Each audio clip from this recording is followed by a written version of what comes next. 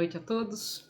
Sejam todos bem-vindos ao nosso Evangelho no Lar, nessa atividade diária de conexão com o alto, de reflexão aos ensinos do nosso Mestre Jesus, à sua vivência principalmente, aquele que conseguiu tornar todo o conhecimento, todo o amor em prática, em vivência. Muitos vieram antes dele, muitos avatares estiveram aqui conosco, nos auxiliando, mas ele foi, vamos dizer, o maior exemplo, o nosso governante planetário que esteve entre nós, o Verbo que se fez carne e habitou entre nós, aquele que já é capaz de assimilar e expressar e praticar, materializar os pensamentos e a expressão do nosso Pai. Então é com muita alegria que retornamos mais essa noite para as reflexões acerca do seu Evangelho. Vamos lembrar aqueles que desejarem de trazer um recipiente com água, que será aí magnetizado pela equipe espiritual que nos acolhe, aos nossos protetores individuais, familiares da nossa casa.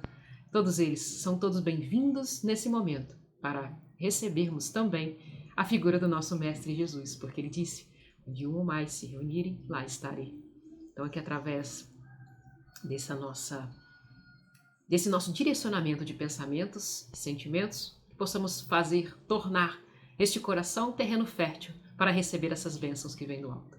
Então vamos ajustar a nossa frequência já lendo uma página do nosso irmão Torres Pastorino no livro Minutos de Sabedoria. Vamos de forma aleatória, que não é aleatória, né? A gente sabe que essa espiritualidade age constantemente. 78 item. O que importa, antes de tudo, é o momento presente. O que foram nossos pais não tem importância. O que vale é o que você é agora. O momento presente é o criador de seu amanhã.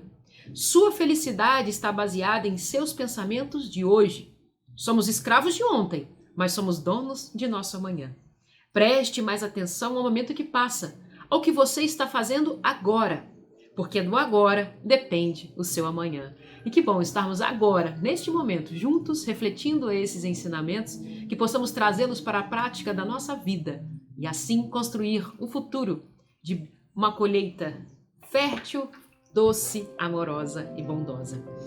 E assim, fechemos os nossos olhos para nos conectarmos de forma mais direta a este plano que nos envolve, a este fluido que nos envolve, que nos permeia, ao nosso Pai, essa expressão que está dentro de cada um de nós, essa consciência divina que somos todos nós. Agradecemos ao Pai pela mais esta oportunidade desta noite, estarmos aqui reunidos em Teu nome, refletindo aos ensinamentos desse Teu Filho que veio entre nós, irmãos, sedentos de luz, de esperança, de paz e de harmonia. Abençoa, Senhor, na melhor compreensão da tarefa da noite. Fique conosco, hoje e sempre, que assim seja. Bem, hoje eu não vou abrir de forma aleatória o Evangelho, não. Ontem eu abri de forma aleatória, antes de uma reunião, e caiu num ponto muito bom que eu quero compartilhar com vocês hoje. Está no capítulo 18, muitos os chamados, poucos os escolhidos. Já no capítulo, no nome do capítulo, a gente já tem que ter uma grande reflexão, porque quando nós dizemos assim, muitos os chamados, poucos os escolhidos, nos traz a ideia de que Deus, que Jesus, escolhe as pessoas. Isso seria contrário às suas leis, Não há favoritos, não há escolhidos, não há melhores nem piores para o nosso Pai. Ele segue a lei da igualdade, Então, quem seriam esses escolhidos? Os escolhidos aqui, quando o Espiritismo, essa sã doutrina nos traz o entendimento, quem se escolhe somos nós. A partir do momento que nós optamos, através do nosso livre-arbítrio, da nossa vontade, em seguir esses ensinamentos, a voltar de um caminho menos tortuoso em direção àquilo que nós somos criados, que é sermos um com o Pai, novamente. Essa centelha divina que brilha dentro de nós. Mas como somos criados simples e ignorantes, temos que, através dos nossos esforços, buscar a expressar toda essa divindade que já somos. Então ele diz assim nesse capítulo, vamos ler o item 11 e 12. Muito se pedirá àquele que muito recebeu. Vamos prestar bastante atenção. Já estamos aí em torno de 220 e poucos evangelhos, chegando a 230 evangelhos. São 230 dias juntos, refletindo acerca do evangelho e o que nós temos conseguido absorver e principalmente praticar de tudo isso que estamos refletindo. Então disse Jesus: vim a este mundo para exercer um juízo, a fim de que os que não veem, vejam, e os que veem se tornem cegos. Ora, então, naquela época, os que não conseguiam ver, Jesus vem tentar lhes trazer a visão. E aqueles que já viam, que eles se tornassem cegos. Agora, o que será? Qual será o parâmetro e o ponto de vista de quem era cego e de quem via? Olha lá. Alguns fariseus que estavam com ele, vamos dizer que os fariseus eram aqueles doutos, né? Aqueles doutores, que tinham a consciência, o saber do Velho Testamento, tinha tudo na ponta da língua, né? Na interpretação do Velho Testamento, que todos aqueles profetas vieram nos trazer. Mas eles eram os cegos ou os que viam? Na concepção de Jesus ou na nossa concepção? Ouvindo essas palavras, os fariseus lhe perguntaram: também nós, então, somos cegos? Ora, para Jesus, aqueles que não conseguiam ver e que ele queria trazer a visão, será que esses eram os fariseus? Ou os fariseus eram aqueles que viam, mas na verdade eram os cegos? Qual é a verdadeira verdade? A verdade dos homens, do ego, do eu inferior, ou a verdade do eu superior, das leis divinas, dos ensinamentos que Jesus veio aqui trazer? E aí respondeu-lhe Jesus: se fosseis cegos, não teríeis pecados. Olha só. Se eles realmente fossem os cegos que Jesus veio trazer a visão, eles não teriam tantos pecados. Pecados, meus irmãos, lembrando que é o errar o alvo. E ainda segue Jesus: mas agora dizeis que vedes, e é por isso que em vós permanece o vosso pecado. Então aqueles fariseus que se achavam os detentores das leis, aqueles que sabiam que as outras pessoas deveriam fazer, que deveriam seguir os seus ensinamentos à base da interpretação que aqueles egos faziam do Antigo Testamento, eles se achavam os verdadeiros donos da visão.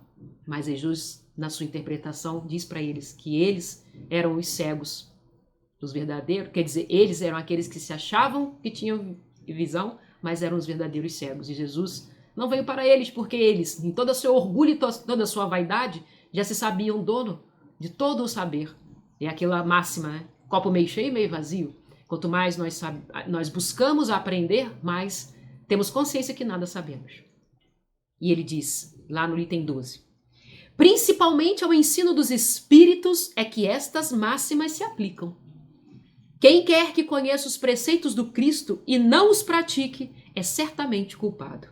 Contudo, além de o Evangelho que os contém, achar-se espalhado somente no seio das seitas cristãs, mesmo dentro dessas, quantos há que não leem, ou seja, quantos que se dizem cristão, que sequer buscam a leitura do Evangelho. E entre ainda aqueles que leem, quanto os que não o compreendem. Nós aí que estamos nessa luta, né? Essa luta por ler, por tentar compreender, por tentar trazer para nossas vidas esses ensinamentos, e quanta dificuldade, né, meus irmãos? Resulta daí que as próprias palavras de Jesus são perdidas para a maioria dos homens. E aí nos lembra a passagem, né, da parábola do semeador. Aquela semente que Jesus sempre semeia. Mas as sementes caem em solos diferentes. Solos rasos, solos de pedras, solos espinhosos e solos férteis, né? Aqueles em que vai ditar o quanto, se essa semente vai brotar, quanto que essa muda vai crescer, quando que essa muda vai virar árvore e quando que ela vai dar bons frutos. Então, ele diz, o ensino dos espíritos, reproduzindo essas máximas sob diferentes formas, desenvolve-as cometendo-as para pô-las ao alcance de todos. Tem isto de particular. Não é circunscrito.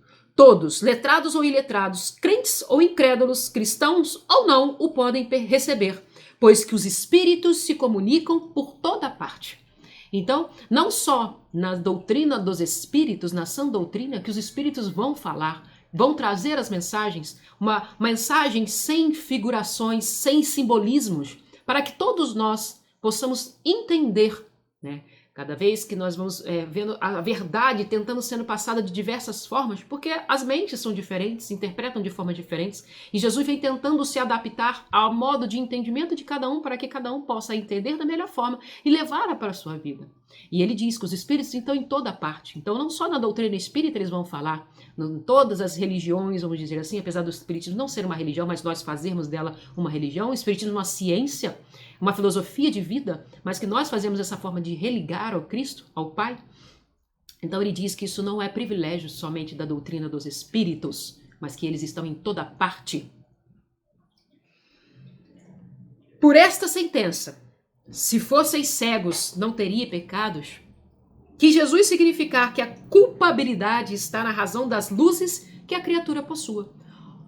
Nós que já temos conhecimento de todos esses ensinamentos, se nós não conseguimos praticá-los, nós receberemos maior cobrança do Pai, de Jesus? Não, meus irmãos. De nós próprios, da nossa própria consciência, do nosso eu superior. Aquele que quando nós, infelizmente, muitas das vezes, somente quando nós desencarnamos, se aflora de forma mais racional e emocional equilibrada, conseguimos perceber as oportunidades que percebemos, que perdemos aqui nesse mundo de provas e expiações. Então ele diz, ora, os fariseus que tinham a pretensão de ser e eram, com efeito, os mais esclarecidos da sua nação, mais culposos se mostravam aos olhos de Deus do que o povo ignorante. Aquele que não tinha acesso, ou então aqueles que tinham acesso e não conseguiam compreender. Mas a doutrina dos espíritos vem nos esclarecer, né, ipsis literis, de forma bem explicada, bem mastigada, para que nós possamos entender, e ainda muita coisa não conseguimos entender. O mesmo se dá hoje. Aos espíritas, pois, muito será pedido, porque muito hão recebido, mas também aos que houverem aproveitado, muito será dado. O primeiro cuidado de todo espírita sincero deve ser o de procurar saber se, nos conselhos que os espíritos dão, alguma coisa não há que lhe diga a respeito. Muitas das vezes a gente ouve um evangelho, vai a uma palestra, né, e ouve uma mensagem, de repente uma psicografia durante essas nossas reuniões. Às vezes a gente tem a presença de alguma psicofonia, de os espíritos trazendo essas elucidações para nós, e a gente pensa assim, se fulano estivesse aqui, isso não é para mim, mas para fulano serve. A gente sempre coloca as lições para o outro, mas o primeiro ouvido que está ouvindo é de quem? São os nossos. Naquela hora que nós estamos falando aqui, a Thalita está falando primeiramente para ela, né? Porque são os primeiros ouvidos que estão aqui a ouvir. Então, que tomemos primeiramente todas essas lições, o que nos cabe, a reflexão, para que, conforme Santo Agostinho nos deu a receita, todos os dias avaliemos as nossas condutas, as nossas posturas, as nossas reações, aquilo que podemos repetir e aquilo que não devemos mais repetir. O Espiritismo vem multiplicar o número de chamados. Sim, estão aí, as trombetas estão ligando, estão falando, estão gritando em nossos ouvidos. As trombetas dos espíritos, que através da mediunidade, vêm nos esclarecer e vêm nos chamar. Mas, e os escolhidos? Quem é que verdadeiramente está atendendo a este chamado? E ele diz, pela fé que faculta, multiplicará também o número dos escolhidos. Então não é Deus que nos escolhe, mas somos nós que escolhemos seguir a Deus, as suas leis, a expressar toda essa grandeza que já está dentro de cada um de nós.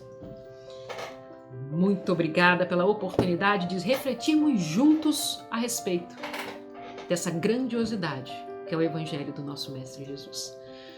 Convidamos a todos agora a fechar os olhos novamente e agradecer por mais esta noite de luz. Pela presença do Divino Mestre dentre nós, pela presença de todos esses nossos benfeitores, dos nossos mentores, daqueles entes queridos que são permitidos a vir ao nosso lar nestes momentos de luz, de comunhão, de saber, de reflexão, para que podemos exercitar no nosso dia a dia, tanto aqui, no plano dos encarnados, como também logo ali, no plano dos desencarnados. Que possamos levar esta luz através dos nossos exemplos, onde quer que estejamos.